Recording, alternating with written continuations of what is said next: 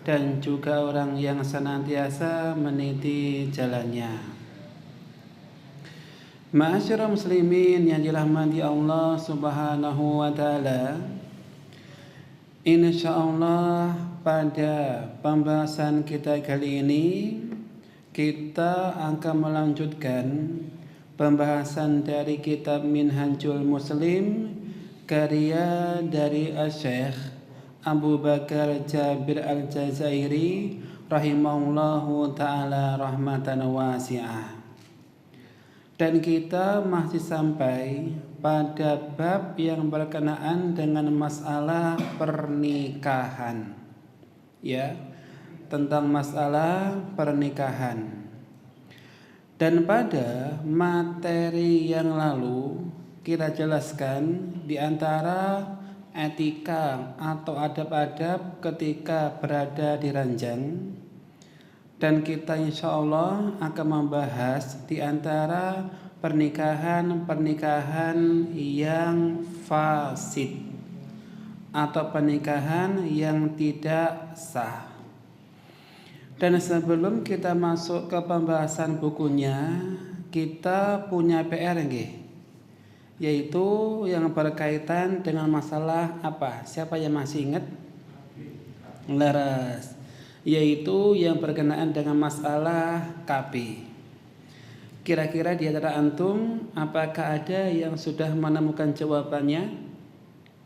Sampun dereng? Belum. Nah, leres baca-baca. Gimana Pak kesimpulannya?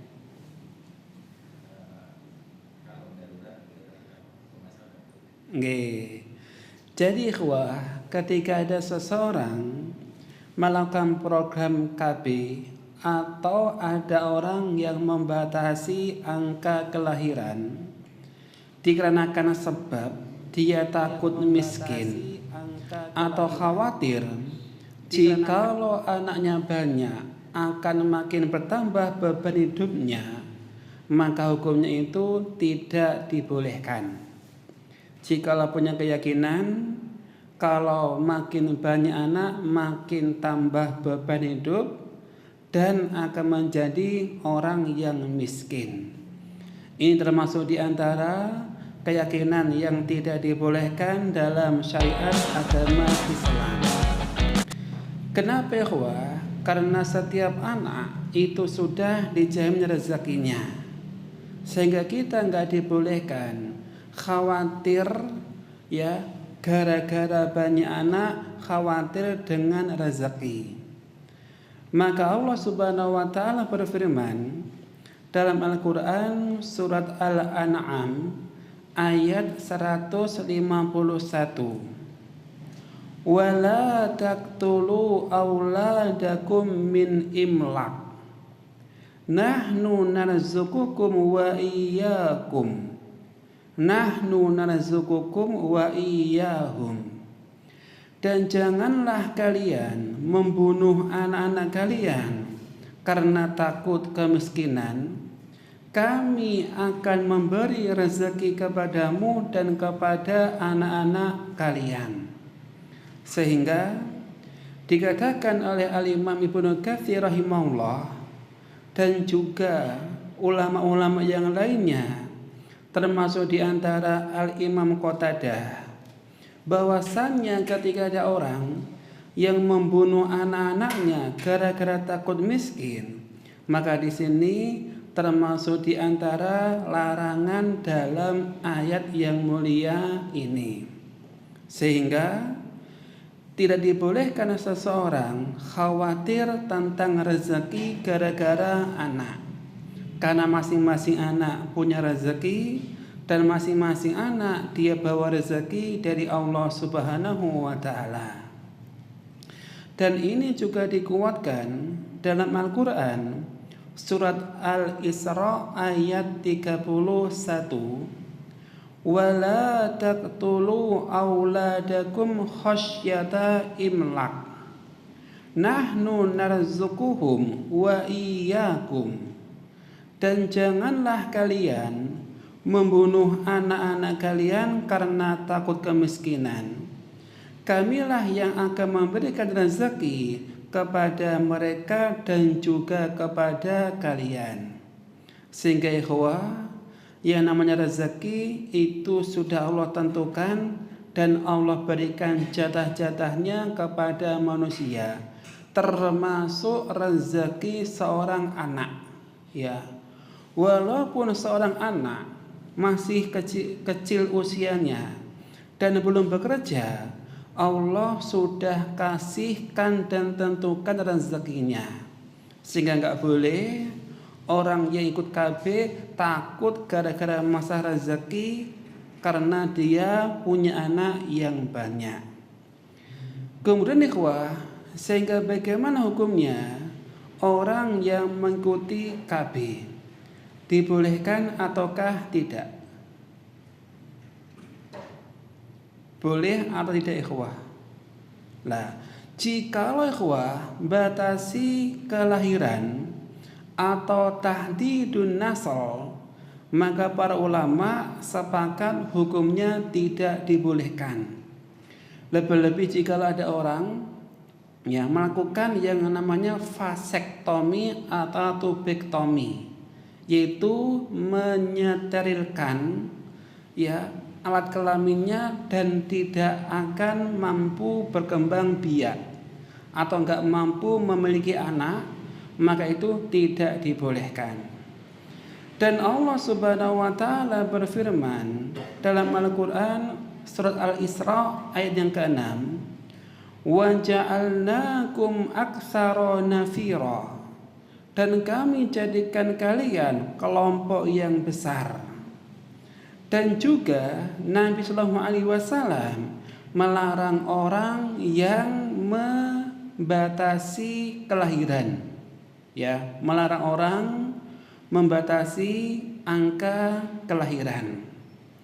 Maka ada suatu riwayat dari sahabat yang mulia Anas bin Malik radhiyallahu anhu, beliau mengatakan, amarona Rasulullah sallallahu alaihi wasallam bitazwiji, bahwasanya Nabi sallallahu alaihi wasallam memerintahkan kami untuk menikah. Wa naha nahyan syadidan anit tabatul, dan melarang secara keras untuk membujang. Jadi nggak boleh ada orang membujang selama-lamanya. Karena apa ya mungkin sebagian kita punya keyakinan enak hidup bujang, karena kalau bujang enak kemana-mana dan nggak ada yang ngatur. Tapi jika dia nggak menikah, dikhawatirkan punya keyakinan kalau punya istri, punya anak akan makin sibuk, makin ribet, makin susah. Maka itu termasuk diantara larangan dari Nabi Sallallahu Alaihi Wasallam. Sehingga membujang karena takut yang namanya pernikahan itu termasuk perkara yang dilarang dalam syariat agama Islam. Dan Nabi melanjutkan sabdanya, tazawwaju al-waduda al-waluda. Dan Nabi mengatakan, nikahilah wanita yang sangat penyayang dan orang yang makin banyak keturunannya. Jadi kita diperintahkan untuk menikahi wanita yang penyayang, yang bisa memberikan keturunan yang banyak. Kenapa kita dianjurkan untuk memiliki keturunan yang banyak? Fa inni mukatsirun bikumul umam yaumal qiyamah.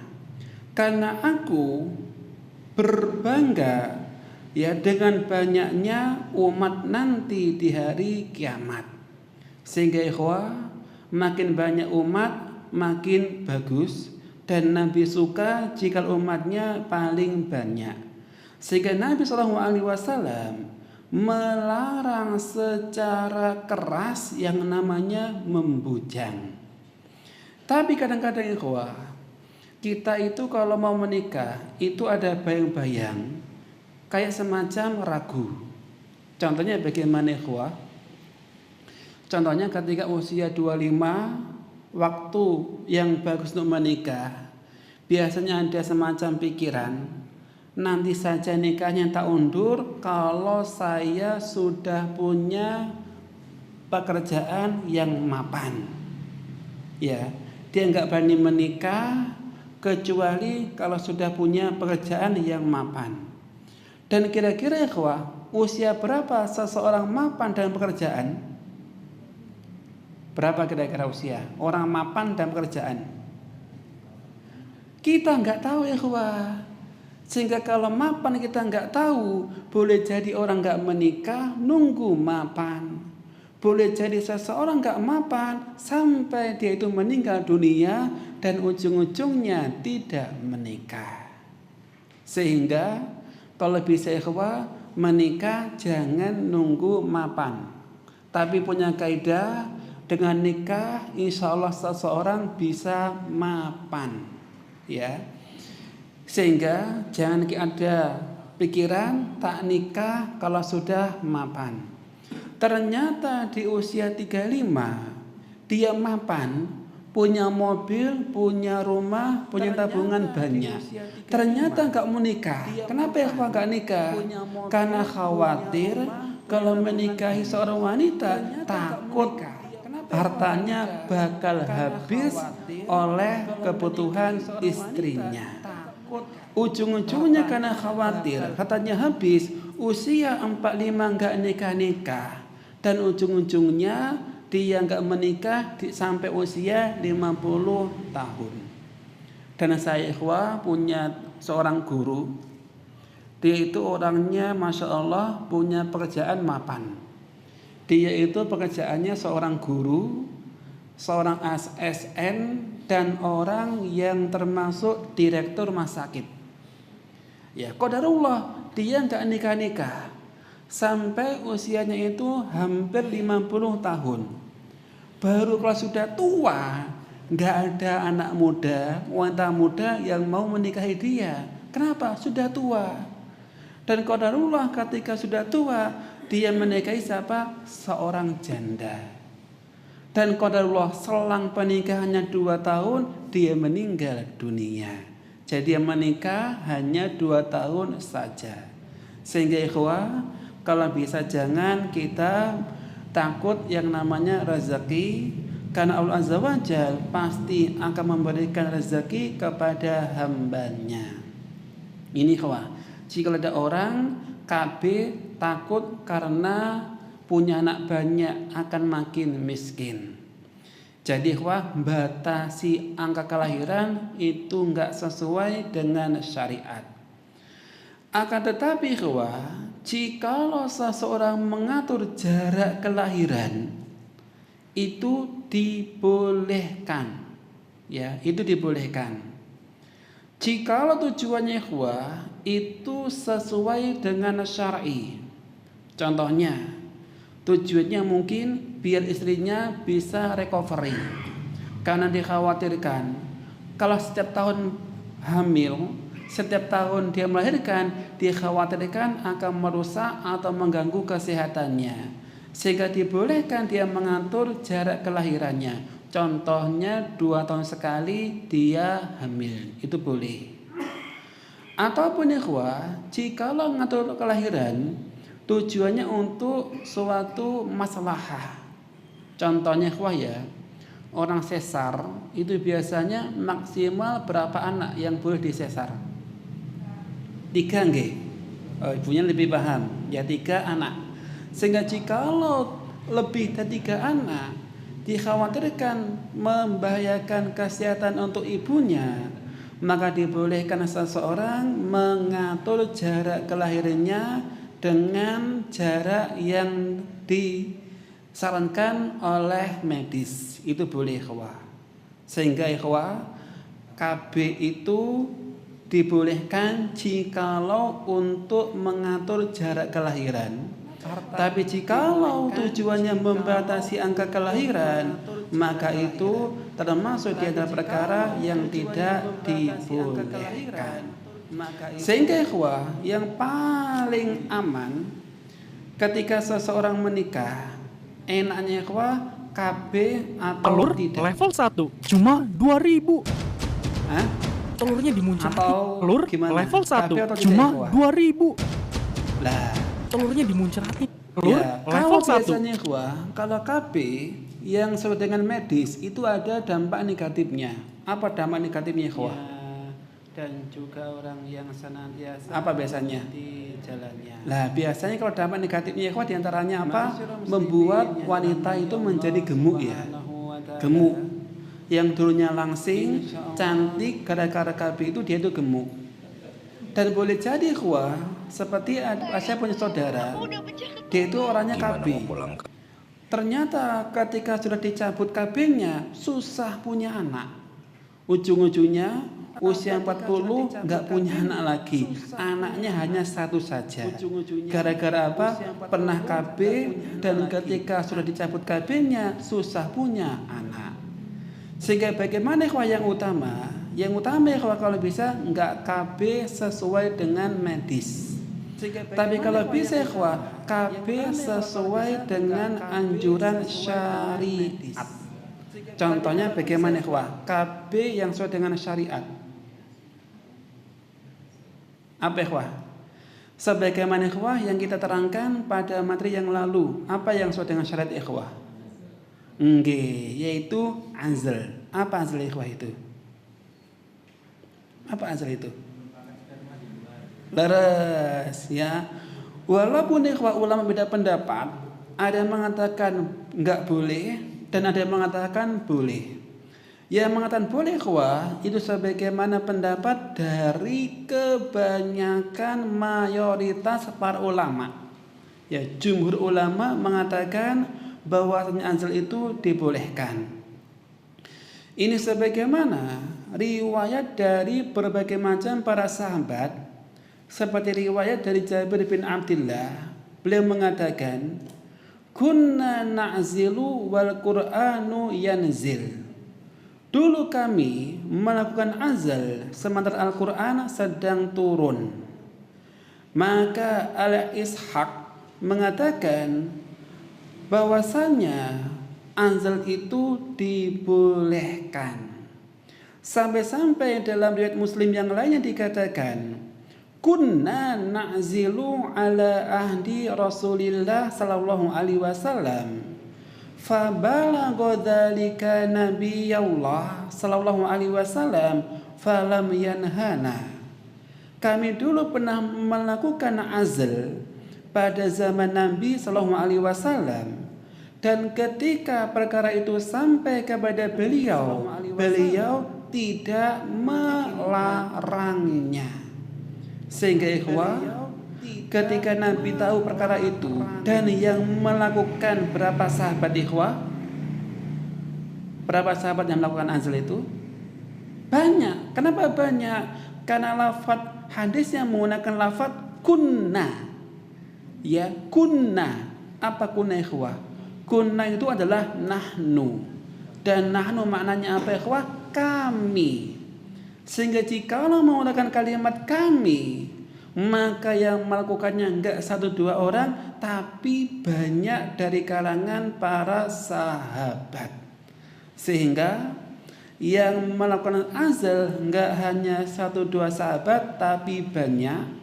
Seperti yang diriwayatkan dari sahabat Sa'ad bin Abi Waqqas, dari Abu Ayyub, dari Zaid bin Sabit, dari Ibnu Abbas, dari yang lainnya, mereka mengatakan boleh seseorang itu dan melakukan azal. Dan itu ikhwah lebih aman dan tidak ada apa? Efek sampingnya. Ini ikhwah yang lebih bagus. Ini pembahasan tentang masalah KB. Makanya ikhwah, ketika itu masih di usia subur, usia masih berapa nggih? Di bawah 40 ya. Itu kalau bisa mau banyak keturunan. Karena jika sudah usia sepuh, itu biasanya agak susah seseorang memiliki keturunan. Nah, sekarang kita masuk ikhwah ke pembahasan kitabnya. Sekarang kita masuk ke pembahasan yaitu nikah-nikah yang dilarang dan pernikahan yang tidak sah. Yang baca Mas Ali nggih. Monggo Mas Ali dibaca. Mas Aldi. Oh enggak. Deh Mas Ali. Berkata mu'alif rahimahullah, pernikahan yang tidak sah. Di antara pernikahan yang tidak sah yang dilarang oleh Rasulullah SAW adalah pernikahan sebagai berikut. Pertama, pernikahan mut'ah, yaitu sebuah pernikahan hingga waktu tertentu, baik sebentar atau lama. Misalnya, seorang laki-laki menikahi seorang wanita selama waktu tertentu, sebulan atau setahun, berdasarkan hadis dari Ali radhiyallahu anhu, yang artinya bahwa Rasulullah SAW melarang pernikahan mut'ah serta daging keledai kampung atau jinak pada saat perang Khaybar. Pernikahan mut'ah hukumnya tidak sah. Jadi pernikahan tersebut wajib dibatalkan kapan saja terjadi. Sedang mahar tetap harus diberikan jika orang tersebut telah menggauli istrinya, dan tidak wajib memberikan mahar jika ia belum menggauli istrinya. Nah, yang pertama ikhwah, dikatakan oleh sang mu'alif rahimahullah, al-ankihatul fasidah, pernikahan yang tidak sah. Minal ankihatil fasidah allati naha anhan Nabi sallallahu alaihi wasallam mayali. Di antara pernikahan yang tidak sah sebagaimana yang dilarang oleh Nabi sallallahu alaihi wasallam, yang pertama itu adalah nikahul mut'ah. Nikahul mut'ah. Kalau bahasa kita ikhwah itu adalah kawin kontrak. Ya, kawin kontrak. Dan mut'ah ikhwah dalam bahasa maknanya adalah manfaat atau senang-senang. Sedangkan definisi dan nikah mut'ah itu adalah menikahi seorang wanita dalam jangka waktu tertentu yang disepakati antara laki-laki dan wanita dengan mahar yang telah ditentukan. Contohnya bagaimana ikhwah? Contohnya ikhwah, ini sebagaimana yang banyak orang-orang Syiah melakukannya, yaitu kawin kontrak. Dan contohnya ketika ada seorang laki-laki menikahi perempuan dan ketika akad disyaratkan dia hanya menikahi dalam waktu tertentu. Contohnya hanya 1 pekan saja, atau hanya 1 bulan saja, atau hanya 1 tahun saja. Sehingga nikah mut'ah itu nikah yang berkaitan dengan tempo waktu yang disepakati. Sehingga jikalau waktunya habis, contohnya disepakati nikahnya hanya seminggu saja. Contohnya ada orang ke Malang, nggak bawa istri, dia ingin menikahi seorang wanita, dia mengatakan saya nikahi kamu dalam waktu hanya 1 pekan saja. Ternyata ketika sudah sampai 1 pekan otomatis cerai, dan ini namanya adalah mut'ah. Dan ulama mengatakan dan sepakat bahwa nikah mut'ah itu diharamkan oleh syariat. Walaupun nikah mut'ah itu ketika di awal-awal Islam itu boleh, tapi Nabi Shallallahu Alaihi Wasallam memansuh atau menghapus hukum kebolehan nikah mut'ah.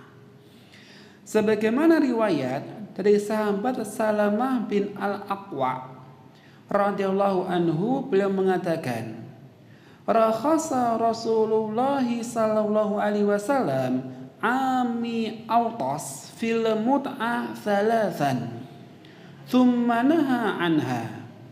Bahwasanya ketika di awal-awal Islam Nabi memberikan rukhsah, keringanan untuk melakukan nikah mut'ah di tahun al-autas, yaitu tahun penaklukan kota Makkah selama 3 hari, dan kemudian beliau melarangnya. Dan ini juga dikuatkan dari sahabat Ali bin Abi Thalib. Beliau mengatakan, naha Rasulullah sallallahu alaihi wasallam an muta'atin nisa yauma Khubair wa an luhumil humr al ahliyah. Bahwasanya Nabi SAW melarang nikah mut'ah pada tahun Khaybar. Sehingga ikhwah, ini termasuk di antara perkara yang dilarang dalam syariat sampai nanti di hari kiamat. Dan kenapa ikhwah nikah mut'ah itu dilarang? Di antaranya ikhwah ada beberapa sebab. Yang pertama ikhwah, salah satu tujuan orang menikah itu apa ikhwah tujuannya? Untuk bisa hidup bersatu. Ya, untuk bisa hidup bersatu. Sehingga jikalau seseorang menikah tujuannya enggak bersatu, tapi ada tempo waktunya, maka di sini menafikan tujuan pernikahan. Ini sebab ikhwah yang pertama, menafikan tujuan pernikahan. Dan yang kedua ikhwah, kenapa nikah mut'ah dilarang? Karena nikah mut'ah ikhwah itu akadnya seperti sewa barang. Contohnya begini, anak nyewa motornya antum dalam 1 hari. Ketika sudah waktunya habis 1 hari, tak kembalikan kepada antum. Ini sama halnya nikah mut'ah. Ada seseorang laki-laki menyewa wanita selama 1 pekan, dan kalau sudah habis waktunya 1 pekan, maka sama saja dia itu seperti menyewa barang. Dan itu enggak dibolehkan dalam syariat, karena sewa menyewa hanya pada barang-barang yang tidak hidup ikhwah.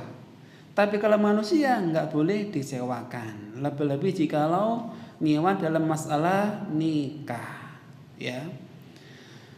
Dan termasuk di antara ikhwah larangan ketika seorang nikah mut'ah itu karena apa ikhwah? Orang nikah mut'ah itu biasanya rawan yang namanya perzinaan.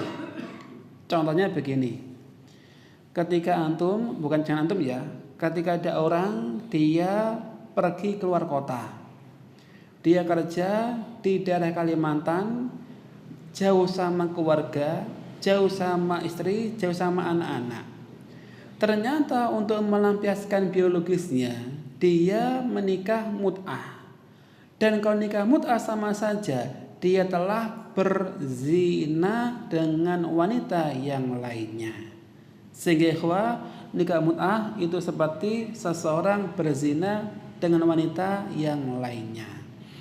Ini ikhwah, yang pertama yang enggak dibolehkan adalah nikah mut'ah. Kalau di sini enggak ada ikhwah ya, di Malang ya. Enggak ada. Kalau yang paling banyak ikhwah ya, paling banyak kata teman-teman itu di daerah mana ikhwah? Enggak, daerah puncak, yaitu daerah Bogor, itu paling banyak. Nah, ini ikhwah yang pertama. Yang kedua, dibaca Mas Ali. Kedua, pernikahan sighar, yaitu sebuah pernikahan di mana fulan A menikahkan putrinya dengan fulan B dengan suatu syarat bahwa fulan B harus menikahkan putrinya dengannya atau fulan A. Baik keduanya memberikan maharnya kepada pihak yang satunya ataupun tidak memberikannya. Berdasarkan sabda Rasulullah SAW yang artinya tidak ada nikah sighar dalam Islam. Abu Hurairah radhiyallahu anhu berkata, Rasulullah SAW melarang nikah sighar. Adapun yang dimaksud dengan nikah sighar adalah seseorang berkata, nikahkanlah aku dengan putrimu, niscaya aku menikahkanmu dengan putriku. Atau ia berkata, nikahkanlah aku dengan saudara perempuanmu, niscaya aku menikahkanmu dengan saudara perempuanku. Abdullah bin Umar radhiyallahu anhu berkata, sesungguhnya Rasulullah SAW melarang nikah sigor. Adapun nikah sigor ialah seorang bapak menikahkan seorang dengan putrinya dengan syarat bahwa orang itu harus menikahkan dirinya dengan putrinya tanpa mahar di antara keduanya. Jika pernikahan sigor terjadi, maka wajib dibatalkan sebelum suaminya menggauli istrinya. Sedangkan jika suami telah menggauli istrinya, maka pernikahannya tersebut tetap dibatalkan jika tanpa mahar. Adapun bila masing-masing memberikan mahar, maka pernikahan tersebut tidak dibatalkan. Nah, kemudian yang kedua, pernikahan yang fasid, yang tidak sah, itu adalah pernikahan syighar. Ya, syighar. Pakai shin ya, tidak pakai shad. Kalau pakai shad artinya apa ya, kawan? Kecil. Ini pakai shin, yaitu syighar. Apa ya definisi dari pernikahan syighar? Sebagaimana kata keterangan dari Al-Imam Nafi, bahwasanya Nafi pernah ditanya, apa sih definisi dari nikah syighar?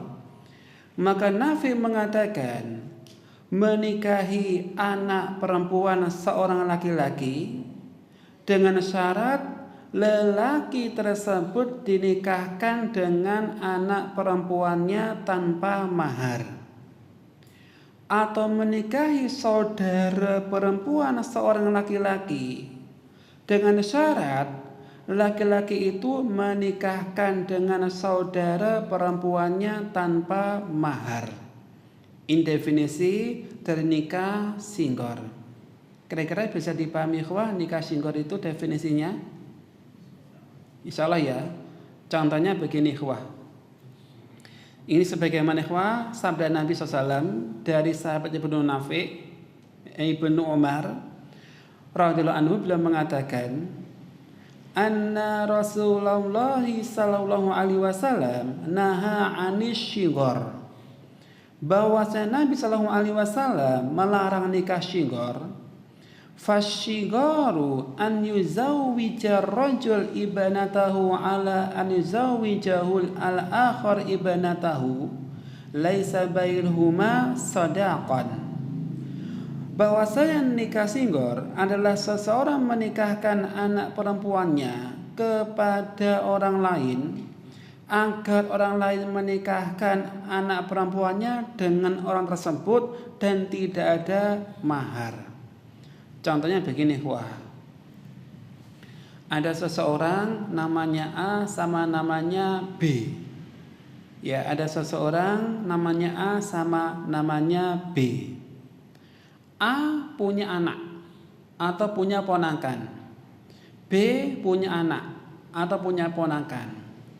Maka si B ternyata dia naksir sama ponakannya A, dan A naksir sama ponakannya B. Jadi antar A B naksir masing-masing ponakannya. Maka B mengatakan, wahai A, nikahkanlah aku dengan ponakanmu, nanti saya nikahkan kamu dengan ponakan saya. Jadi saling tukar ponakan dan tidak ada mahar. Sehingga itu namanya adalah nikah syighar. Ya, nikah syighar. Sehingga ikhwah, karena masing-masing wali mensyaratkan untuk menikahi wanita yang berada di bawah perwaliannya, maka ini namanya nikah syighar, dan pendapat yang paling kuat itu tidak dibolehkan dalam syariat agama Islam. Ya, antum pernah nggak mendapati model nikah seperti ini? Jarang nggih. Ya, itu ikhwah model yang nggak boleh, yaitu nikah syighar. Nah, terus yang ketiga Mas Ali dibaca. Ketiga, pernikahan muhalil, yaitu pernikahan seorang wanita yang telah ditalak 3 oleh suaminya, yang karena talak tersebut suaminya diharamkan untuk rujuk kepadanya. Hal itu berdasarkan firman Allah yang artinya, kemudian jika suami menalaknya, sesudah talak yang kedua, maka perempuan itu tidak halal lagi baginya, sehingga dia kawin dengan suami yang lain. Al-Baqarah ayat 230. Kemudian wanita itu dinikahi oleh laki-laki lain dengan tujuan menghalalkan dinikahi oleh suaminya yang pertama. Pernikahan tersebut tidak sah karena Abdullah bin Mas'ud berkata, Rasulullah SAW melaknat muhallil dan muhallal lahu. Pernikahan muhallil itu wajib dibatalkan karena wanita tersebut tidak halal bagi suami yang telah menalaknya dengan talak 3 kali. Namun mahar tersebut menjadi milik wanita tersebut jika telah digauli, dan keduanya wajib dipisahkan. Nah, sebelum kita masuk ikhwah nikah muhalil, dalam syariat ikhwah, ketika ada orang mentalak istrinya 1 atau 2 kali talak, hukumnya ikhwah rujuk boleh atau enggak boleh? Kalau talaknya 1 atau 2, maka ikhwah rujuk masih dibolehkan. Akan tetapi ikhwah, jikalau talak sudah talak bain sebanyak 3 kali dalam kondisi istri suci tidak haid, maka talaknya itu sah dan jatuh talak 3 kali, dan itu namanya talak bain. Sehingga jikalau sang suami menyesal telah mentalak istrinya sebanyak 3 kali dan dia rujuk, kira-kira boleh atau tidak? Kalau talaknya sudah 3 kali dan sudah bain, boleh rujuk atau enggak boleh? Enggak boleh. Jadi ikhwah, talak itu yang dibolehkan rujuk hanya 2 kali saja. Itu batas maksimal talak yang boleh rujuk. Tapi jikalau sudah talak 3 kali, maka enggak boleh rujuk. Ya, enggak boleh rujuk. Dan kalau dia itu rujuk, ada syaratnya ikhwah. Apa syaratnya? Dia harus menceraikan istrinya, si istri harus nikah sama laki-laki lainnya, dan harus bersenggama dulu. Ternyata sama suami yang terbaru nggak cocok, baru dia itu cerai, maka dibolehkan suami yang pertama untuk nikahi lagi istri yang sudah cerai dari suami yang kedua. Bisa dipahami ikhwah? Bisa. Ini ikhwah aturan pada orang yang mau rujuk jikalau talaknya sudah 3 kali.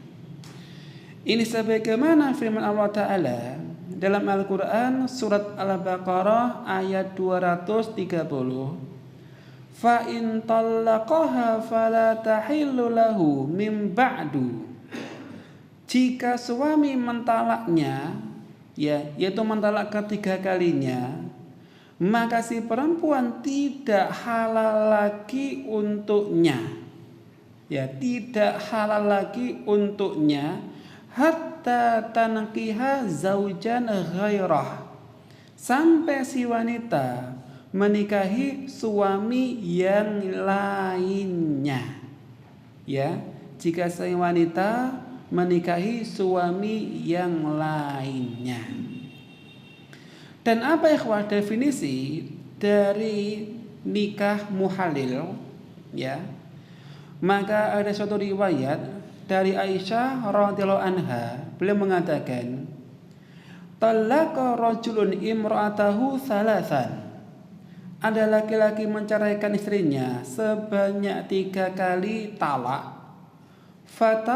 Fatazawwajaha rajulun. Kemudian ada laki-laki yang menikahi istrinya. Tsumma talaqaha qabla an yadkhul biha. Kemudian menceraikannya sebelum menggaulinya. Fa'arada zawjuhal awwal an yuzawwijaha. Maka suami yang pertama ingin menikahi mantan istrinya. Fasuila Rasulullah SAW an dzalika, dan Nabi ditanya tentang perkara itu. Faqala, Nabi mengatakan la, enggak boleh. hatta yadhuqal akhir min ghasailatiha, sampai si suami yang kedua mencicipi manisnya dari si wanita sebagaimana si suami yang pertama mencicipi manis dari si wanita. Ini riwayat dan juga hadis dari Al-Quran tentang nikah muhalil. Kira-kira antum melihat dari hadis sama ayat, bisa nggak mendefinisikan nikah muhalil itu apa?